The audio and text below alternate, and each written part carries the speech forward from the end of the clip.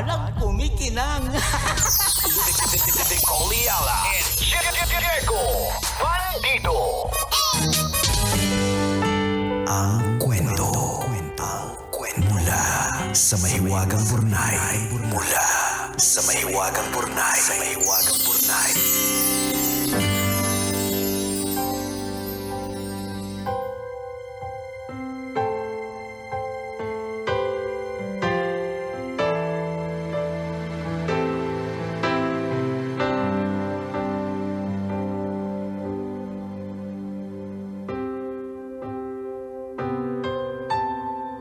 Dear kumikinang na tambalang ni Coliala at Diego Bandido. Itago nyo na lang po ako sa pangalang KB, tagapakinig since 2006. Napasulat po ako dahil nasaktan ako nang mapakinggan ko yung podcast nyo na What Happened, Vela.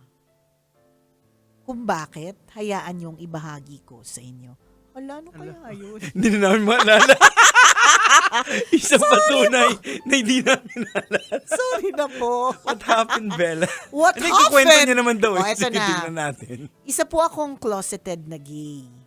Hindi ako lubusang out sa pamilya at mga kaibigan. Buong buhay iniisip ko na isa akong pagkakamali. Nagkaroon naman ako ng mga barkadang lalaki. Nanligaw at nagka-girlfriend pa.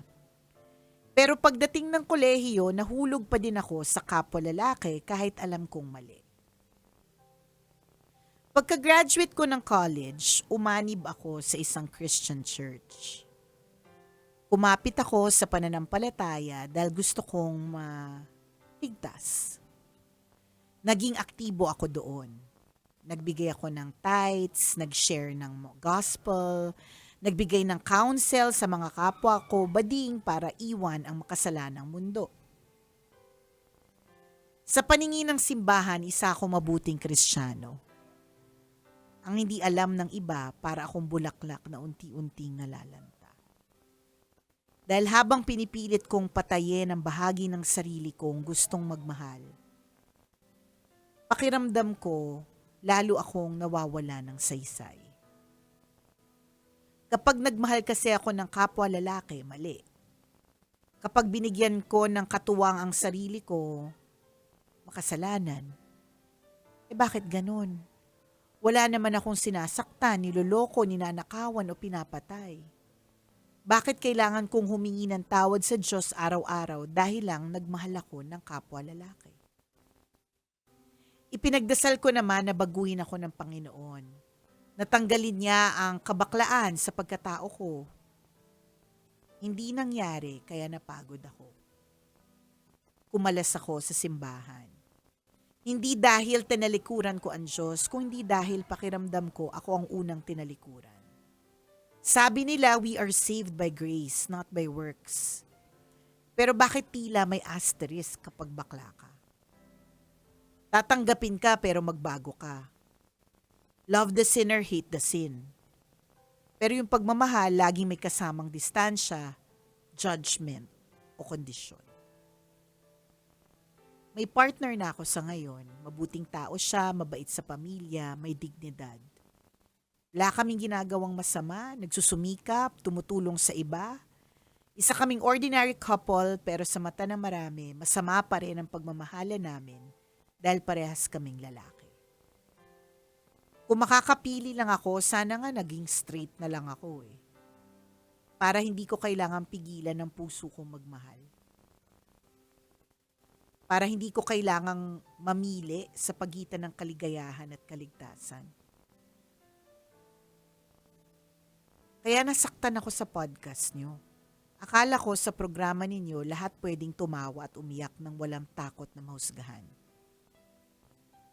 Masakit marinig na sa iyong kwento, ang pagmamahal naming mga tulad ko ay tila isang punchline lang.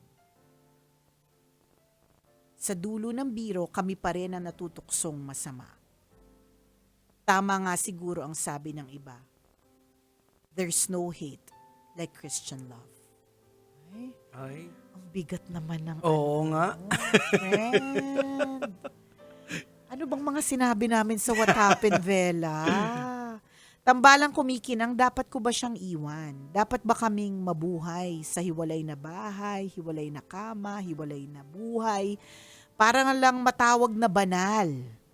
Papaano ang mga ari-arian namin pinagsikapan? Paano ang panata namin sa isa't isa? Kasalanan ba talagang magmahal? Kahit ang hirap, kahit ang pag-ibig namin ay may respeto, pananagutan at katapatan. Salamat po sa inyong payo, ang inyong kumikinang na tagapakinig. KB. Teka lang naman, KB. Alam mo, kulang yung oras natin dito kung i-discuss natin yung mga ganito, KB. Oo, KB. Alam mo, Baka ma-out hindi. of context kami. Correct. Kukulangin tayo ng oras At eh. yun yung sasabihin ko sana, Jegs. Hindi tayo magbibitaw ng mga bagay-bagay na pwedeng gamitin laban sa atin out of context. Mhm. Tapos isa-splice lang yung video. Yes. O kaya isa-splice lang yung audio. Correct. Tapos may sasabihin tayo, tapos it will be taken against us. Apakarami ko pa namang mga kaibigan na parehas ng na in the same relationship as yours, KB. So, I suggest magkita na lang tayo. Yes, oo. We Yun are na willing lang. to discuss Yun with na you. Yun na lang. Oo. Lalo na kay Diego.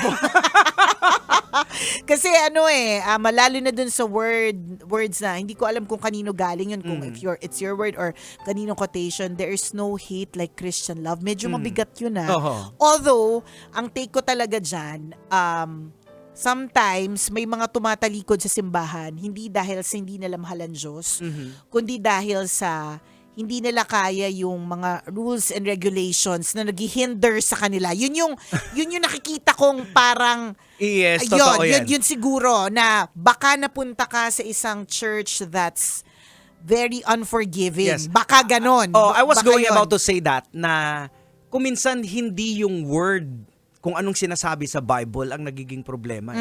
Yung mga tao mismo sa church. Correct. Yun. Kasi At kung hindi minsan- lang ito sa Christian Oo. even Catholics. Lahat po. Lahat po Ayan. yan. Kasi kung minsan, kung anong pinaniniwalaan nila, yun yung gusto nilang i-impose. Yun yung gusto nilang dapat magbago ka, dapat ka. Ito lang ang dapat. May Oo. ganun kasi na ito lang ang dapat. Ito Oo. lang ang nararapat. Ito Oo. lang ang maaari. Yun yung Ganon. mga radical na mga Christian, yung mga legalista kumbaga na pero wala naman pala sinasabi sa Bible, hindi naman binabanggit ng Biblia yan. Na Pero ganun dahil ka dapat gusto niya radical. kung paano siya lumaki na ay dapat mali yan. So kung parang ang labas, kawawa, ang kagaya ni JB na instead na lumago doon sa church, mas lalong feeling nila parang lumayo. Kasi, Yun sa tingin ko Mhm. Parang kung i-relate ko siya sa akin, no. Nung before ako talaga ay breastfeeding mother ako from princess to prince. But to compare princess with prince, mas matagal ako nag-breastfeed kay prince. Mas kinaya ko talaga ang almost 3 years na feeling ko talagang kaya pa na mag-extend kung kakayanin. Pero iba nung kay princess Nung kay princess, tawag dito, ilang months lang siya. I had to leave a certain group of moms kasi sobra nilang kinukutya yung mga nagbibigay ng nagfi-feed ng kanilang mga anak ng hindi breast milk. Na para sa akin, teka lang muna. Kaya ako, while advocate ako niyan, advocate din ako ng formula. Advocate din ako ng milk na tinitimpla. Advocate ako ng breast milk because breast milk is gold.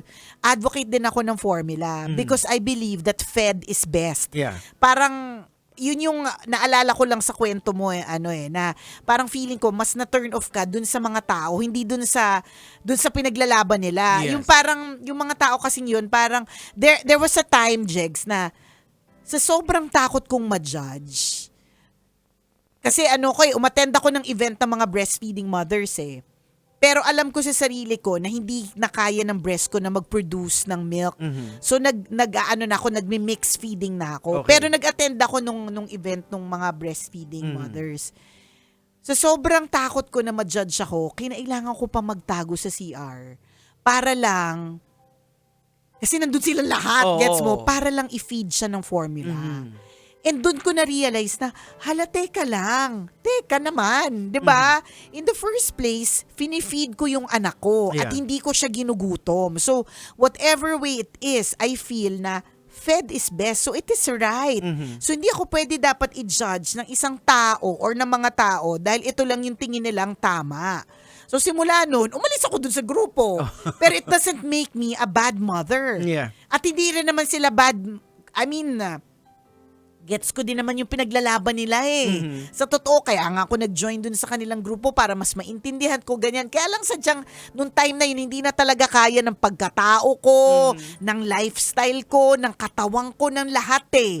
Parang ganon. So parang, yun yung una kong naalala dun sa kwento ni, ni KB na yung gusto mo lang namang magmahal, yung gusto mo lang namang maging totoo, kaya lang, yung sinalihan mo, kinukutsa ka. Parang ganun, yun yung nakikita namin. Other than that, mas maganda, KB, kung talagang hurt na hurt ka dun sa What Happened Vela na podcast na hindi namin alam, pero at least maku-curious mga tao. Papakinggan din namin.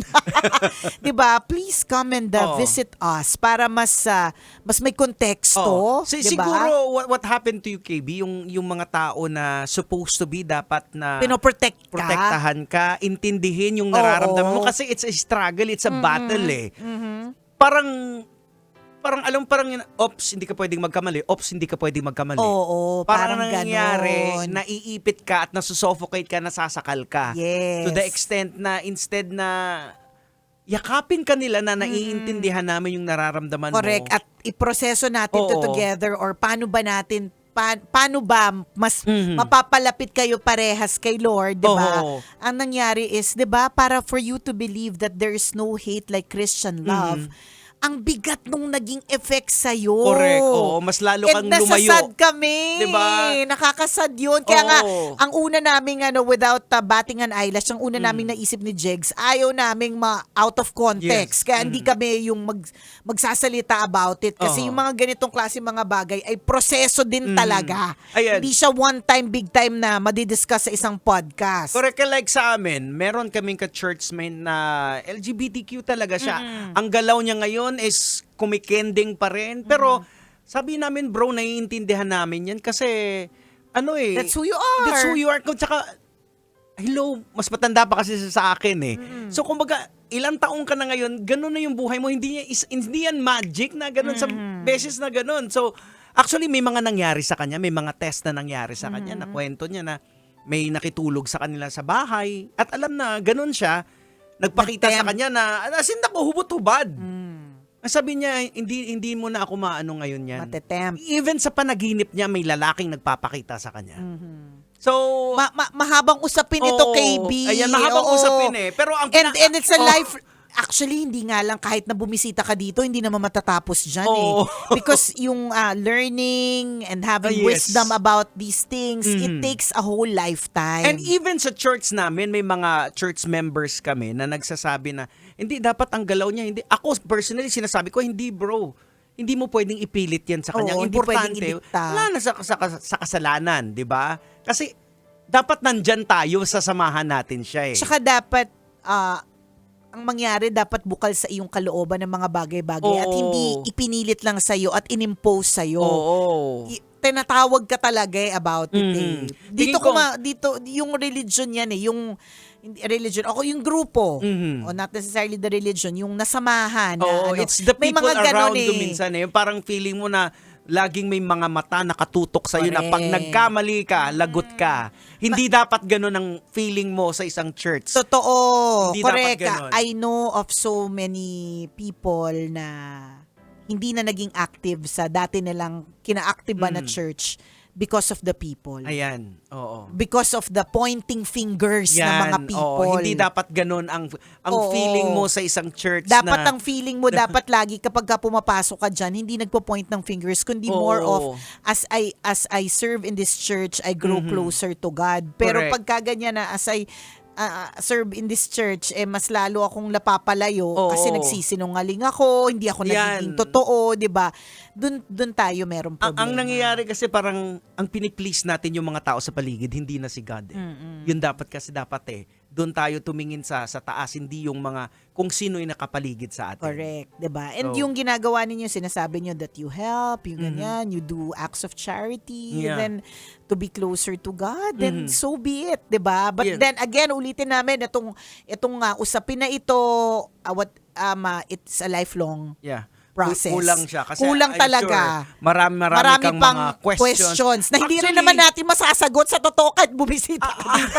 Actually, ako nung nagsimula akong born again, maging Kristiyano, pinoprotektahan, sabi ko, hindi natin masisisi sila. Kasi, hindi naman nila ginusto na maramdaman nila eh. Totoo. Yun ang sabi ko, pero sinabi sa akin ng ilan sa mga elders, mga ano kasi bro, ang sinasabi sa Biblia, ganito. So, the more na nag-aaral ako, nakakabasa ako, Mas may natututunan. Oo, naiintindihan ko. Oo. Ito yung sinasabi natin na knowledge is power. Tama. Mhm. So, I hope you get to the right people. Ayan. Yun lang yung masasabi namin. Oo. I hope you get to reach the right people. Wala na rin kaming oras actually. Oo. Overtime na. But I really hope that you get to the right people to lead you. Ayan. And continue to be good. Tama. Alright. So, hanggang dito na lang kami. Kailangan pa bang i-memorize yan? Basic. Kulang talaga yung oras. Kulang yung oras KB. O siya. Bye-bye!